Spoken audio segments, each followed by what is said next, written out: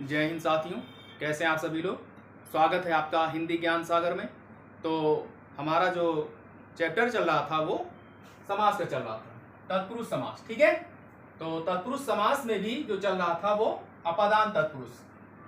Next part भाग 6 में हम अपादान तत्पुरुष समास पढ़ेंगे। ठीक है, तो अपादान का चिन्ह देख लीजिए, से का है, यानी कारक में इसके पहले जो मैंने वीडियो बनाई थी कारक पढ़ा था उसमें देख लीजिएगा, तो उसमें मैंने ये पढ़ाया है। ठीक है, कारक में तो से का चिन्ह अपादान में भी आता है। ठीक है, और से का चिन्ह करण में भी आता है। तो कंफ्यूज मत होइएगा, एग्जाम में क्वेश्चन ऐसे दे देता है और पूछेगा निम्नलिखित में से करण है या अपादान। ठीक है, तो यहां पर आप विग्रह करके देखिएगा, यानी जब कोई चीज किसी चीज से अलग हो रही है तो वहां पर अपादान होगा, वहां पर से का चिन्ह आएगा। लेकिन जब किसी साधन या किसी वस्तु से कोई कार्य किया जाता है, मैं पेन से लिखता हूं तो ये क्या है, एक साधन है, लिखने का साधन है, तब ये करण होगा। ठीक है, लेकिन पेन जो है वो मेज से गिरी, पेन हाथ से गिरी, तो यहां पर कोई चीज अलग हो रही है। क्या हो रही है, अलग हो रही है। तो यहां का भी जो चिन्ह आया वो क्या आया, से आया।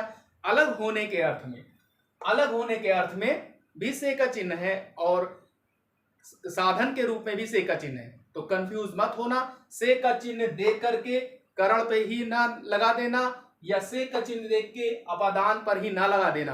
पहले शब्द को देखना, पहले इन पदों को देखना कि और उसका विग्रह करना कि यहां पर जो से का चिन्ह आ रहा है वो साधन के रूप में आ रहा है कि अलग हो रहा है। अब यहां देखिए, देश निकाला यानी देश से निकाला, यहां देश से निकाल दिया गया किसी को। ठीक है, देशद्रोह करने पे देश से निकाल दिया जाता है, तो देश से निकाला, से का चिन्ह आया, यानी अलग हो रहा है कोई चीज। तो यहां पर क्या होगा, क्या होगा, अपादान तत्पुरुष।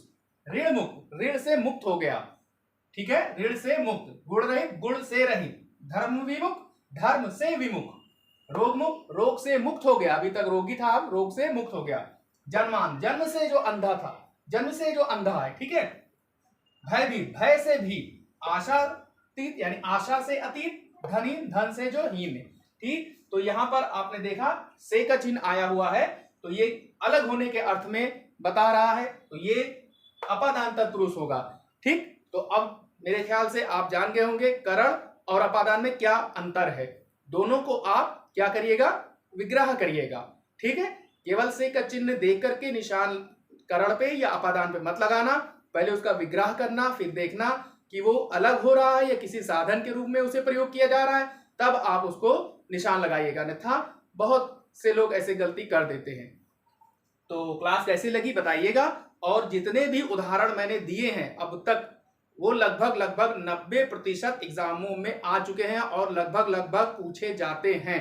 ठीक है, तो अगर आप केवल मेरे उदाहरण ही पढ़ लेते हैं, इन्हीं में से क्वेश्चन आते हैं। तो अभी संडे को सीटेट होने वाला है, उसमें भी ये क्वेश्चन पूछे जा सकते हैं। तो ये इंपॉर्टेंट, आप इसे देख लीजिएगा। इसके पहले की भी वीडियो मैंने जो बनाई है, ठीक है, तो उसे भी देख लीजिएगा। और भी लोगों से बता दीजिएगा कि हिंदी ज्ञान सागर फ्री चैनल है, आप उसे सब्सक्राइब कर लें, अपने दोस्तों को भी शेयर कर दें और पढ़ें। तो क्लास कैसी लगी आप जरूर बताएं हमें कमेंट बॉक्स में, और क्लास देखने के लिए धन्यवाद।